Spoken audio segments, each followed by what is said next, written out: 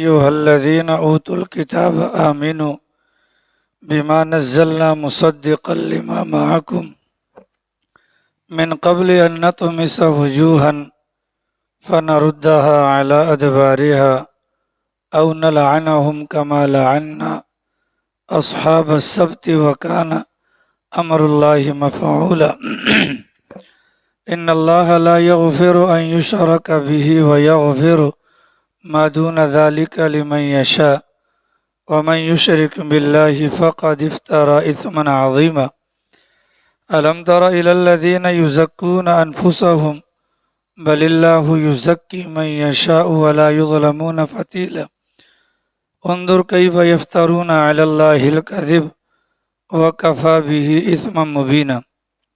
سورۃ النساء مدینہ منورہ کے اندر نازل ہونے والی اس مبارک سورت کی آیت نمبر 46، آیت نمبر 47، 48، 49 اور 50 کی آپ حضرات کے سامنے تلاوت کی گئی، اور ماقبل والی آیات کے اندر اللہ تعالیٰ نے یہودیوں کے اندر پائی جانے والی خرابیوں کا اور برائیوں کا تذکرہ فرمایا کہ یہودیوں کے اندر برائی یہ پائی جاتی تھی کہ رسول اکرم صلی اللہ علیہ وسلم کی مبارک مجلس میں آ کر بیٹھ جاتے تھے، لیکن وہ اس موقع پر اللہ کے نبی کے سامنے ایسے جملوں کا استعمال فرماتے تھے، ان جملوں کے استعمال سے ان کی مراد کچھ ہوتی تھی اور مسلمان کوئی اور معنی سمجھا کرتے تھے، جس کا نتیجہ یہ ہوتا تھا کہ الفاظ ان کے اچھے ہوتے تھے، ان الفاظوں کو مسلمان حضرات صحابہ کرام بھی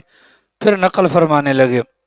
چنانچہ جب مسلمانوں کی زبان سے پیغمبر کے سامنے وہ کلمات دہرائے جانے لگے، اللہ تعالیٰ نے مسلمانوں کو منع کیا، اور جو یہودی تھے ان کی سازش کو اللہ تعالیٰ نے ظاہر کیا، ان کی مرادیں غلط ہوتی ہیں۔ چنانچہ اللہ کے نبی کی مجلس میں بیٹھ کر اللہ کے نبی کو کہا کرتے تھے وَاسْمَعْ غَيْرَ مُسْمَعٍ۔ اب یہ ایک لفظ ہے، اس کے دو مطلب نکلتے ہیں۔ ایک مطلب اچھا ہے، آپ ہمیں اللہ کے احکامات سناتے رہا کریں، غیر مسمعین، آپ کے کان میں آپ کی مرضی کے خلاف کوئی بات پہنچنے نہ پائے، اچھا مطلب ہے۔ انہی کلمات کو لے کر مسلمانوں نے بھی یہ کلمات کہنا شروع کر دیے، لیکن جو یہودیوں کی مراد ہوتی تھی وہ برا مطلب ہوتا تھا کہ وَاسْمَعْ غَيْرَ مُسْمَعٍ، آپ ہمیں اللہ کے احکامات یہ اپنی باتیں سناتے رہا کریں، غیر مسمعین، آپ کو آپ کی مرضی کی بات نہ سنائی جائے، یا معاذ اللہ آپ کے کان بہرے ہو جائیں۔ اس قسم کے الفاظ وہ استعمال کرتے تھے، جس کا نتیجہ یہ ہوتا تھا کہ مسلمان کوئی اور معنی مراد لیتے اور ان کے ذہن میں کوئی اور معنی ہوتا تھا۔ چنانچہ لفظ السلام علیکم، تو لفظ السلام علیکم کا مطلب ہے تم پر سلامتی ہو، لیکن یہودی جب مسلمانوں کے سامنے آتے تھے تو سلام کا لفظ کہتے تھے، درمیان میں سے لام نکال دیتے تھے، جلد بازی میں کہتے تھے السلام علیکم السلام علیکم۔ تو یہ جو السلام علیکم کہنا ہے، لام کو بیچ میں سے نکالنا، اس کا مطلب ہے کہ تم پر موت آئے یا تم ہلاک ہو جاؤ۔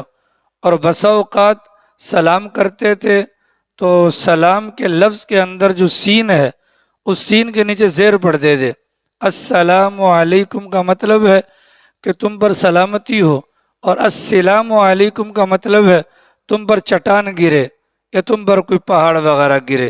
اس قسم کی خناسیت کا وہ اظہار کرتے تھے۔ اللہ تعالیٰ نے مسلمانوں کو ان کی سازشوں سے آگاہ کیا اور ضمناً فرما دیا ان کے انہی اعمال کی نحوست سے وہ اللہ کی رحمت سے دور ہو گئے، وہ اللہ کی رحمت سے دور ہوئے اور اللہ کی لعنت کے اندر وہ جی رہے ہیں۔ اور پھر اسی ان کی بدعمالیوں کی نحوست ہے کہ پیارے پیغمبر صلی اللہ علیہ وسلم پر ان کی کتابوں کے اندر موجودہ تمام تر نشانیاں صادق بھی آتی ہیں، لیکن اس کے باوجود بھی وہ ایمان قبول نہیں کرتے ہیں۔ تو برے اعمال کی یہ نحوست ہوتی ہے، انسان کے لیے نیکی کا راستہ بند ہو جاتا ہے۔ برے اعمال کے لیے برے اعمال کے اندر یہ نحوست ہوتی ہے کہ وہ نیکی کے اعمال کا دروازہ بند کروا دیتا ہے، اور نیک اعمال کے اندر یہ خاصیت ہوتی ہے کہ وہ انسان کے لیے نیکی کی راہ آسان کر دیتا ہے۔ چنانچہ ہمارے بڑوں نے فرمایا اپنے عمل کے متعلق اگر تمہیں یہ جانچنا ہو کہ میرا عمل قبول ہوا یا قبول نہیں ہوا، اس عمل کے بعد اگر تمہیں اگلے نیک عمل کی توفیق ملتی ہے تو گویا کہ تمہارا وہ عمل اللہ نے قبول کر لیا۔ عشاء کی نماز با جماعت پڑھ لی اور فجر کی نماز کے لیے اللہ نے اٹھا دیا، مسجد میں پہنچا دیا، جماعت سے پڑھوا دیا، یہ اس بات کی علامت ہے کہ ہماری عشاء کی نماز قبول ہو گئی۔ اب اگر فجر قبول ہوئی یا نہ ہوئی اس کا پتہ انسان کو ظہر میں چلے گا، ظہر کی قبولیت کا پتہ انسان کو عصر میں چلے گا، عصر کی قبولیت کا پتہ مغرب میں، اور مغرب کی قبولیت کا پتہ پھر عشاء کے اندر چلے گا۔ تو یہ نیکی کے اندر اللہ تعالیٰ نے یہ خاصیت رکھی ہے۔ چنانچہ حدیث پاک کے اندر آتا ہے کہ کوئی بندہ اگر اپنے جیتے جی اگر اپنے متعلق جانچنا چاہے کہ میں جنت والوں میں سے ہوں یا جہنم والوں میں سے، ہر بندہ دعا تو مانگتا ہے نا کہ خدائے تو مجھے جنتی بنا دے اور جہنمی ہونے سے ہماری حفاظت فرما۔ تو حدیث پاک کے اندر آتا ہے کہ اگر کوئی بندہ اپنے متعلق اگر جانچنا چاہے کہ میں جنتی ہوں یا جہنمی ہوں، اس کا آسان طریقہ یہ ہے وہ مسجد کے اندر آنے کے اپنے ٹائم کو نوٹ کر لے۔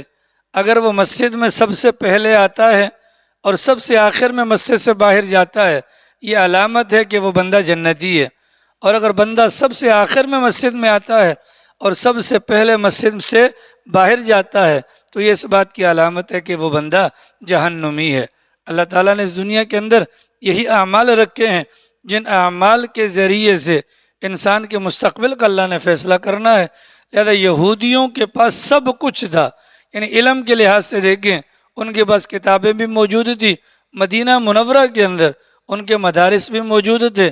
اس کے علاوہ بنی اسرائیل کے اندر اللہ نے 4000 نبیوں کو مبعوث کیا۔ اللہ کی قدرت کی نشانیوں کو انہوں نے اپنی آنکھوں سے دیکھا کہ فرعون کو اللہ نے کیسے غرق کر دیا اور اللہ نے بنی اسرائیل کو حضرت موسیٰ کے ساتھ کیسے زندہ بچا لیا۔ یہ تمام باتیں مدینہ کے یہودی جانتے تھے کہ ہمارے باپ دادا کے ساتھ اللہ کی یہ مہربانیاں بھی ہوئیں۔ پھر کوہ طور پر جا کر اللہ میاں کو دیکھنے کی تمنا کرنا، اور پھر جب اللہ کی تجلی کا اظہار ہوا تو یہ سارے کے سارے مر گئے تھے، یہ سارے کے سارے مر گئے تھے۔ جب یہ سارے کے سارے مر گئے، حضرت موسیٰ نے دعا کی، خدایا ان ظالموں کو مارنا تو نے ویسے بھی ہے، موت تو یہاں پر دے یا مقام پر دے، یہ تیری مرضی ہے، لیکن اگر یہاں پر ان کی موت واقع ہوئی اور یہ زندہ نہ ہوئے تو یہ ضدی طبیعت کے لوگ ہیں، یہ کہیں گے کہ موسیٰ نے ہمارے 70 بندے وہاں جا کر مروا دیے، اے اللہ تو ان کو زندہ کر دے۔ چنانچہ مرنے کے بعد ان کو دوبارہ زندہ کیا گیا، گویا کہ ایک مرتبہ مر گئے اور مرنے کے بعد اللہ نے دوبارہ ان کو زندہ کر دی۔ یہ ساری باتیں جو ہماری کتابوں میں موجود ہیں یہودیوں کی کتاب کے اندر بھی موجود تھی، تو ہونا تو یہ چاہیے تھا ان کا سر سجدے سے نہ اٹھتا، لیکن کیا معاملات ہوئے، انہوں نے اپنے آپ کو ایسا ظاہر کیا کہ یہ جو پیغمبر بات کرتے ہیں، یہ جو مسلمان دعوت دیتے ہیں، ہم اس سے مستثنا ہیں۔ اس کی وجہ کیا ہے، چھٹے سپارے میں انشاءاللہ آئے گا۔ ان لوگوں کا یہ کہنا تھا نحن ابناء اللہ، ہم اللہ کے بیٹوں کے بیٹے ہیں، ہم اللہ کے بیٹوں کے بیٹے ہیں، مطلب حضرت عزیر اللہ کے بیٹے ہیں، یہودی کہتے تھے، ہم حضرت عزیر کی نسل میں سے ہیں۔ جب ہم اللہ کے بیٹوں کے بیٹے ہیں، عام انسانوں والا معاملہ ہمارے ساتھ نہیں ہوگا، ہم پیغمبر زادے ہیں یا ہم نبی زادے ہیں۔ اس گھمنڈ کے اندر وہ لوگ مبتلا تھے، لہٰذا نہ انہوں نے پیغمبر کو بخشا، نہ صحابہ کو بخشا، نہ انہوں نے قرآن کریم کو بخشا، نہ ہی اسلام کو انہوں نے بخشا۔ اللہ تعالیٰ نے ان کی خرابیاں گنوائیں، ان خرابیوں کی بنیاد پر وہ اللہ کی دائمی لعنت کے مستحق ہوئے۔ چنانچہ وہ لعنت آج تک چل رہی ہے کہ دنیا پوری کو معیشت کے اعتبار سے یہودیوں نے قابو کیا ہے، لیکن دنیا کی حکمرانی اگر آپ دیکھیں اللہ نے عیسائیوں کو دی ہے، یہودیوں کو نہیں دی۔ آپ کا امریکہ جو سپر پاور ہے، جو پوری دنیا کے اوپر بادشاہت کر رہا ہے، تو وہاں پر یہودی نہیں ہے بلکہ وہاں پر عیسائی ہیں۔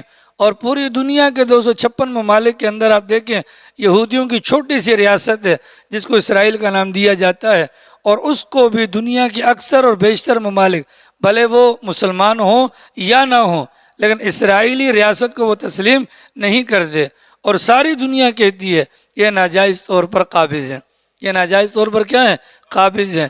یہ اللہ تعالیٰ نے ان کی حرکتوں کی بنیاد پر ان کو لعنت کے اندر مستحق کیا۔ ان کے مد مقابل میں آپ عیسائیوں کو دیکھیں، ان کی شرارتیں ان سے کم ہیں، بس وہ حضرت موسیٰ کی محبت میں اتنے آگے بڑھ گئے، اتنے آگے بڑھ گئے۔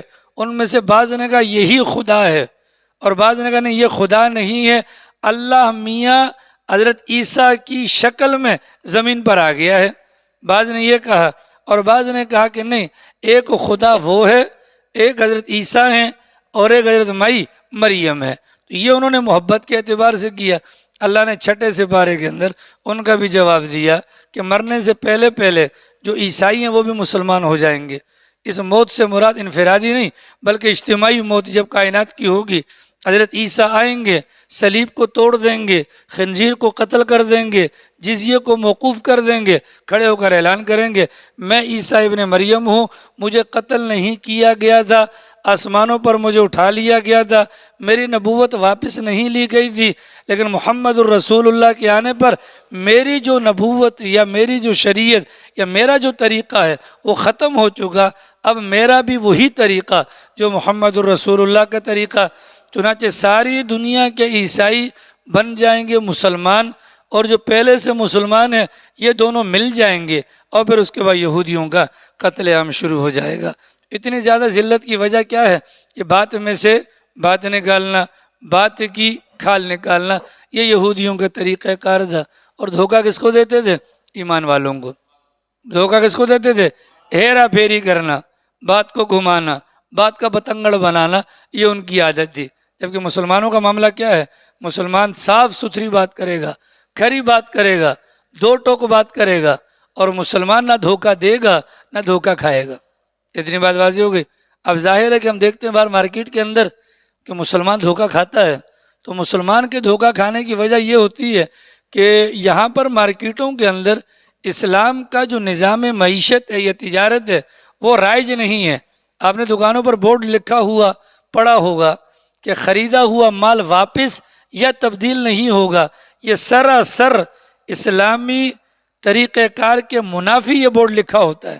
حالانکہ شریعت تو کہتی ہے کہ بھائی آپ جب دکان پر جاتے ہیں تو دکان پر جانے کے بعد آپ کو 3 قسم کا اختیار لینے کی اجازت ہے۔ آپ جائیں دکان سے کوئی کتاب اٹھاتے ہیں، اس بندے کو کہہ دیں کہ بھیا آپ مجھے اختیار دیں، میں لے کر جاؤں گا، اس چیز کو میں چیک کروں گا، میری ضرورت کی ہوگی تو میں رکھ لوں گا، آپ مجھے 1 گھنٹے کا، 2 گھنٹے کا، 3 دن کا اختیار آپ مجھے دیں، ٹھیک ہے؟ اس کو خیار شرط کہا جاتا ہے۔ یا کوئی بندہ وہ کہتا ہے کہ یار میں مارکیٹ کے اندر آیا ہوں خوشبو لینے کے لیے، اب خوشبو کی مارکیٹ میں خوشبو کا پتہ نہیں چلے گا، اب ہمیں نام تو یاد ہے لیکن آیا واقعتاً یہ وہی چیز ہے؟ اس کا پتہ تب چلے گا جب ہمارے ناک کے نتھنوں کے اندر جو دیگر خوشبوئیں شامل ہیں جب تک وہ نکل نہ جائیں۔ لہٰذا وہ وہاں پر کہے گا بھیا آپ مجھے اس کے اندر اختیار دیں، میں جاؤں گا، دیکھوں گا، چیک کروں گا آیا میرا مطلوبہ مال ہے یا نہیں ہے، اگر مطلوبہ مال ہے تو پھر میں لینے کا پابند ہوں۔ اس کو خیار رؤیت کہا جاتا ہے۔ اسی طریقے سے کوئی بندہ مارکیٹ کے اندر جاتا ہے، جیسے قربانی کے جانور کے موقع پر عام طور پہ ہوتا ہے، ہم ظاہر کو تو چیک کرتے ہیں، ظاہر کو تو چیک کرتے ہیں کہ جانور کی آنکھیں ہیں، کان ہے، اس کی ٹانگیں وغیرہ سب کچھ، لیکن جب ہم مقام پر لے کر آتے ہیں تو یہاں پر 2 سال پہلے بندہ 1 لاکھ سے اوپر کا بیل لے کر آیا، اور اس کے بعد یہ لانے کے بعد جب اس کو چارہ کھلایا گیا اس کے 32 کے 32 دانت جو ہیں وہ نقلی لگائے ہوئے تھے، ٹھیک ہے؟ اب اس کی قربانی کا تو بیڑا غرق ہو گیا۔ شریعت نے کہا آپ اگلے بندے سے کہیں یار مجھے سمجھ میں نہیں آ رہی، میں جاؤں گا، چیک کروں گا، اگر کوئی عیب ہوگا تو میں واپس کروں گا۔ اس کو خیار عیب کہا جاتا ہے۔ تو اس بنیاد پر مسلمان دھوکہ کھاتا ہے، وگرنہ اگر شریعت کا مزاج ہو تو باقاعدہ اختیار دیا جانا چاہیے۔ یہ جو لکھا ہوتا ہے خریدا ہوا مال واپس یا تبدیل نہیں ہوگا، یہ علامت مسلمانی کی نہیں ہے، ٹھیک ہے؟ جیسے نکاح نامے کے اندر ایک پرت تو یہ ہوتا ہے، دوسری سائڈ پر جہاں پر مہر وغیرہ کی باتیں لکھی ہوتی ہیں اور نیچے کچھ خانے ہیں کہ اس میں شرائط باقاعدہ لکھواتے ہیں، یعنی کہ لڑکی کے والدین دوسری شادی پر پابندی ہوگی۔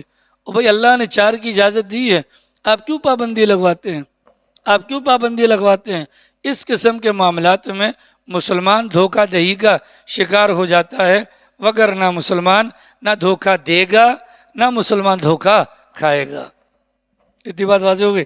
اگلی والی جو مبارک آیت ہے اس کے اندر اللہ تعالیٰ نے دوبارہ اسی بات کو بیان کیا، اے وہ لوگو، یا ایھا الذین، اے وہ لوگو، اوتوا الکتاب، جن کو کتاب دی گئی، آمنو، ایمان لے آؤ، بما، اس چیز پر، نزلنا، جو ہم نے اتاری، مطلب یہ قرآن کریم۔ مدینہ کے یہودی تھے، قرآن کریم ان کے سامنے نازل ہو رہا تھا، ٹھیک ہے۔ جو کتاب برحق ہوگی، جو نبی برحق ہوگا، اس کی ایک علامت یہ ہوگی، اپنے سے پہلے والوں کی وہ تصدیق کرے گا، جھٹلائے گا نہیں، جھٹلائے گا نہیں۔ چنانچہ پہلے جتنے بھی پیغمبر آتے رہے ان کا بھی وتیرہ یہی رہا، اپنے سے پہلے پیغمبروں کی تعلیمات کی تردید نہیں کی۔ حضرت عیسیٰ تشریف لے کر آئے، حضرت موسیٰ علیہ السلام جو شریعت چھوڑ کر گئے تھے، اس شریعت میں، اس کتاب کے اندر ان کے دنیا سے چلے جانے کے بعد یہودیوں نے جو خرابیاں برپا کی تھیں، حضرت عیسیٰ کا دنیا میں آنے کا بنیادی مقصد ان غلطیوں کی اصلاح کرنا تھی۔ چنانچہ انہوں نے آ کر علی اعلان کہا کہ میرا دنیا میں آنے کا مقصد کیا ہے؟ جو غلطیاں تم نے کی ہیں حضرت موسیٰ کے جانے کے بعد ان کی اصلاح کرنا ہے۔ اللہ کے نبی آئے، انہوں نے بھی اسی بات کو بیان کیا۔ حضرت آدم سے لے کر حضرت عیسیٰ تک آنے والے تمام کے تمام پیغمبر برحق تھے، ان کی تعلیمات برحق تھیں، لیکن میرے آ جانے کے بعد ان تمام کی شریعتیں منسوخ ہو چکی ہیں۔ یہی حال قرآن کریم کا بھی ہے۔ اللہ تعالیٰ نے 4 کتابیں نازل کی، ان 4 میں سے جو 3 کتابیں پہلے تھیں ان کے اندر جو احکامات قیامت کی صبح تک آنے والے لوگوں کے لیے فائدہ مند تھے، اللہ نے اٹھا کر اس قرآن کریم کے اندر رکھ دیے۔ تورات کے اندر تھا، تورات کے اندر احکامات موجود تھے کہ جان کے بدلے میں جان، کان کے بدلے میں کان، ناک کے بدلے میں ناک، آنکھوں کے بدلے میں آنکھ، دانت کے بدلے میں دانت، اور زخم کے بدلے میں زخم۔ یہ تورات کا حکم تھا، یہ حکم ہمارے لیے بھی نازل کرنا تھا اللہ نے، تو لہٰذا ایز اٹ از جو کچھ وہاں پر تھا اللہ نے اٹھا کر ہمیں بھی دے دیا۔ تو یہودیوں کو کہا گیا، اے وہ لوگو جن کو کتاب دی گئی، آمنو، ایمان لاؤ اس کتاب پر جو ہم نے نازل کی ہے۔ اس کتاب کی خاصیت کیا ہے؟ مصدقا لما معکم، تمہارے پاس موجودہ تورات کے اندر جو احکامات ہیں یہ قرآن ان کی تصدیق کرنے والا ہے۔ یہ قرآن کیا کرنے والا ہے؟ تصدیق کرنے والا ہے، ٹھیک ہے۔ مان لو، نہیں مانتے ہو اب اللہ میاں کی طرف سے دھمکی ہے، من قبل، اگر نہیں مانتے ہو تو قبل اس کے مان لو، وگرنہ ان نطمس وجوہا، ہم تمہارے چہروں کو مسخ کر دیں گے، تمہارے چہروں کو مٹا دیں گے۔ اور یہ اللہ کے لیے کوئی مشکل تو نہیں ہے؟ بولیے، اللہ کے لیے کوئی مشکل تو نہیں ہے نا؟ جو اللہ پاؤں پر چلا سکتا ہے کل قیامت والے دن کافروں کو وہ اللہ منہ کے بل چلائے گا۔ صحابہ کرام نے کہا نا سرکار یہ کیسے چلیں گے منہ کے بل؟ فرمایا کہ جو رب اس پر قادر ہے کہ پاؤں کے ذریعے سے چلا سکے، وہ رب اس پر بھی قادر ہے کہ وہ سر یا منہ کے بل بھی چلوا سکتا ہے۔ تو فرمایا من قبل ان نطمس وجوہا، ہم تمہارے چہروں کو مسخ کر دیں، مطلب یہ جو سامنے ہمیں جو کچھ نظر آ رہا ہے یہ فرنٹ پہ نہ ہو بلکہ کمر کی سائڈ پر چلا جائے، پھر کیسا معاملہ ہو جائے گا؟ بولیے۔ یہ تو اللہ کے نبی کی دعاؤں کی برکت سے اللہ تعالیٰ نے اس امت کے چہروں کو بگاڑنے سے بچا دیا، وگرنہ تاریخ انسانی کے اندر ایسے واقعات ملتے ہیں، اور اکا دکا واقعات اب بھی ہوتے رہتے ہیں، اکا دکا واقعات اب بھی ہوتے رہتے ہیں۔ فَنَرُدَّهَا، چہروں کو مسخ کر دیں اور پھر ان کو پیچھے کی جانب، پیٹھ کی جانب موڑ لیں، پیٹھ کی جانب کیا کر لیں؟ موڑ لیں۔ اللہ کے لیے کوئی مشکل ہے؟ قاضی اسرائیل گھڑنگی صاحب مانسیرا کے اندر ایک بہت بڑے مناظر ہوتے تھے، ان کی کتاب کے اندر میں نے خود پڑھا، وہ فرماتے ہیں کہ ایک بندہ تھا، وہ میرے پاس آیا چہرے پر کپڑا لپیٹے ہوئے، چہرے پر پورا کا پورا کپڑا لپیٹے ہوئے، وہ میرے پاس آیا تو میں نے دیکھا اس کا منہ آگے سے پیچھے کی طرف مڑا ہوا تھا، اس کا منہ آگے سے پیچھے کی طرف مڑا ہوا تھا۔ میں نے اس سے وجہ پوچھی کہ کیا ماجرا ہوا؟ کہا کہ کل رات خواب کے اندر میں نے دیکھا کہ حوض کوثر پر اللہ کے نبی پانی کے پیالے بھر رہے ہیں، ان کے برابر میں ابو بکر صدیق کھڑے ہیں، ان کے برابر میں عمر فاروق کھڑے ہیں، ان کے برابر میں عثمان غنی کھڑے ہیں، ان کے برابر میں حضرت علی کھڑے ہیں۔ ٹھیک ہے، یہ چاروں حضرات کے ہاتھ میں پیالے اور آنے والوں کو پانی یہی چاروں حضرات پلا رہے ہیں۔ اللہ کی شان، وہ بندہ کہتا ہے میں آگے جیسے ہی گیا، ابو بکر صدیق نے مجھے پیالہ پیش کیا کہ پانی پی لیجئے، تو میں نے کہا آپ کون؟ تو میں نے کہا میں ابو بکر۔ انہوں نے کہا میں ابو بکر، تو کہا کہ میں تمہارے ہاتھ سے نہیں پیوں گا۔ دوسرے بندے نے آگے ہاتھ بڑھایا، پانی پی لیجئے۔ میں نے پوچھا آپ کون؟ کہا کہ عمر۔ کہا تمہارے ہاتھ سے بھی نہیں پیوں گا۔ کیوں؟ اس لیے کہ تم دونوں کو تو ہم کافر سمجھتے ہیں۔ یہ خواب کے اندر بتلا رہا ہے وہ۔ یہاں حضرت عثمان آگے حضرت عثمان سے پوچھا تمہارا نام؟ کہا عثمان۔ کا تمہارے ہاتھ سے بھی نہیں پیوں گا۔ کس کے ہاتھ سے پیو گے؟ کہا علی کے ہاتھ سے پیوں گا۔ کہا برابر میں سیدنا علی المرتضیٰ رضی اللہ عنہ کھڑے تھے، انہوں نے پیالہ آگے کیا اور میں لینے لگا تو انہوں نے مجھ سے پوچھا، وہ پیچھے ابو بکر نے پیالہ دیا، عمر نے دیا، عثمان نے دیا، تم نے کیوں نہیں پیا؟ تو کہنے لگا کہ میں نے حضرت علی سے کہا ان تینوں کو میں کافر کہتا ہوں۔ حضرت علی نے پیالہ نیچے رکھ کر تماچا میرے منہ پر مارا۔ رات کو خواب کے اندر میں دیکھ رہا تھا کہ میری گردن آگے کی جانب سے پیچھے کو مڑ گئی تھی، اور صبح اٹھ کر دیکھا تو واقعتاً گردن میری پیچھے کو مڑی ہوئی تھی۔ اکا دکا کے واقعات ہوتے رہتے ہیں۔ اللہ تعالیٰ ہم سب کی حفاظت فرمائے۔ فرمایا کہ فَنَرُدَّهَا عَلَىٰ أَدْبَارِهَا، اور ہم اس کو چہرے کو چپٹا کر دیں، مسخ کر دیں، یہ بالکل ملیا میٹ کر دیں، ملیا میٹ کر دیں، یہ نشانی اللہ مٹا دے۔ اللہ کے لیے کوئی مشکل ہے؟ بولو۔ دیکھو اللہ تعالیٰ کی نعمتیں ہیں نا، یہ ناک ہے، اللہ نہ کرے ہماری ناک کٹ جائے پھر شکل دیکھنے کے قابل نہیں ہوگی۔ ٹھیک ہے، ہمارے کان ہے، یہ خوبصورتی کی علامت ہے۔ یہ کان نہ ہو پھر کیا ہوگا؟ آنکھیں نہ ہو پھر کیا ہوگا؟ پھر جو دجال آئے گا نا، دجال جس کو منحوس کہا جاتا ہے، اس کی ڈر اور خوف اور اس کی بدصورتی کی علامت کیا ہے؟ اس کی دو آنکھوں میں سے ایک آنکھ کے اوپر بالکل کھال ہوگی، چپٹی ہوئی آنکھ ہوگی اس کی، اور دوسری آنکھ جو ہوگی اس کی وہ بھی باہر کو نکلی ہوئی ہوگی اور انگور کے دانے کی طرح ہوگی، جیسے انگور کا دانہ ہوتا ہے نا۔ اب تصور کرے انسان اس کی کتنی خطرناک شکل ہوگی۔ ٹھیک ہے، اللہ کا شکر ہے کہ اللہ نے ہماری شکلیں خوبصورت بنائی ہیں۔ ہماری شکلیں، جب اللہ نے شکل خوبصورت بنائی تو پھر یہ جو کہا جاتا ہے تمہارے چہرے پر لعنت، تو یہ لعنت جائز ہوگی؟ بولو۔ یہ چہرہ اللہ نے اپنے ہاتھ سے بنایا ہے۔ حضرت آدم کا پتلا تیار ہوا نا، جو باقی دھڑ ہے وہ تو فرشتوں نے بنایا تھا، لیکن چہرہ اللہ نے اپنے ہاتھ سے بنایا تھا، لہٰذا چہرے کا اکرام کرنا چاہیے۔ چہرے کا اکرام کرنا، نہ تو چہرے پر تھوکا جائے، نہ چہرے پر لعنت دی جائے، نہ ہی چہرے کے اندر کوئی عیب نکالے جائے۔ آگے سمجھ میں؟ جی ہاں۔ او نلعنہم، اور اللہ تعالیٰ نے یہ فرمایا یا تو مان لو یا تو ہم تمہارے چہروں کو مسخ کر دیں گے، اور ورنہ ہم تم پر ویسے ہی لعنت کریں گے جیسے ہفتے کے دن والوں پر لعنت کی گئی تھی۔ یہودیوں کے لیے عبادت کا دن تھا ہفتے کا، اور یہودیوں پر یہ لازم کیا گیا تھا کہ تم نے ہفتے کے دن کاروبار کوئی نہیں کرنا، صرف اور صرف تم نے عبادت کرنی ہے۔ چنانچہ یہودیوں کو اتنی بھی اجازت نہیں تھی کہ ہفتے والے دن آگ جلا کر روٹی پکا سکیں، یعنی کہ 24 گھنٹے کی عبادت تھی ان کی۔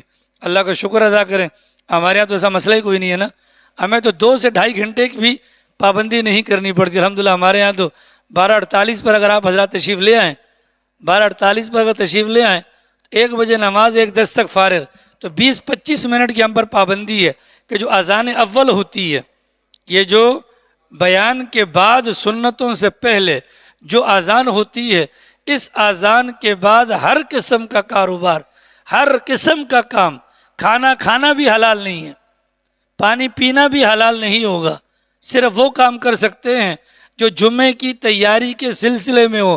کپڑے چینج کرنے ہیں، نہانا ہے، وضو کرنا ہے، گاڑی کے اندر پیٹرول نہیں بھروانا ہے، لیکن دماغ میں کیا ہو، یہ جمعے کی تیاری ہو رہی ہے۔ اور یہودیوں پر کتنا سخت تھا، ان پر پابندی لگائی، کچھ نہیں کرنا۔ اس دن اللہ نے آزمائش میں ڈال دیا ان کو۔